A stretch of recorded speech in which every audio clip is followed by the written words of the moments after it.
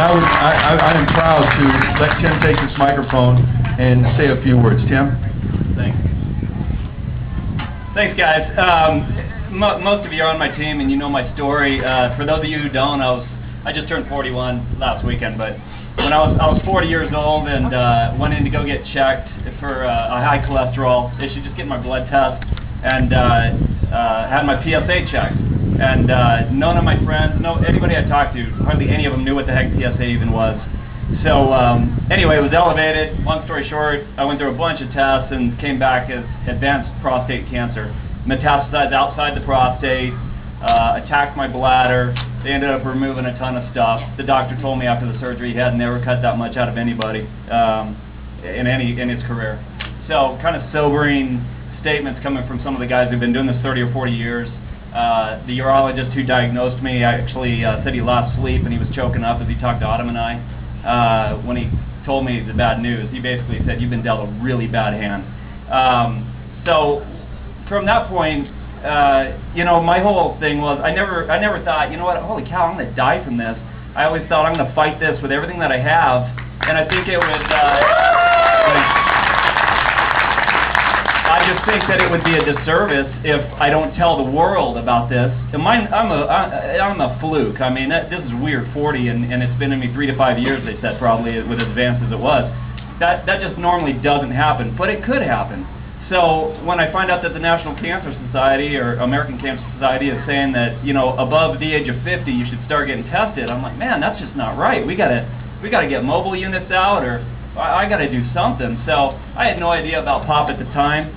I was running a bunch of ideas past Autumn and through my head about, I need to get sponsors or capital. I need to somehow set something up where we can get, vans like POP truly has, and we need to get doctors and we need to get everything rolling. So I called Sonora Quest, and actually even before that, one of the ideas I was thinking about, I've told a few of this, is I was thinking Channel 12 has that buddy check thing for the women. I mean, we should be able to do something, and I didn't think that would work for the guys.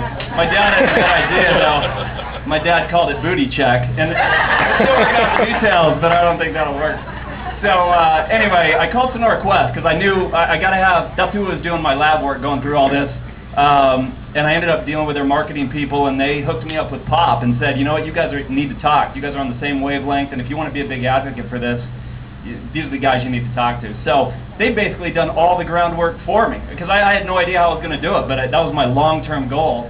And I thought, being a cop is such a male-dominated vocation that I need to get all cops at least. I started out small, and then my chief called me and said, let's do fire, let's do PD, let's get all of them going. And then the more I got rolling through our human resources department to bring one of these vans out to Tempe, then I realized it's going to be all City of Tempe employees.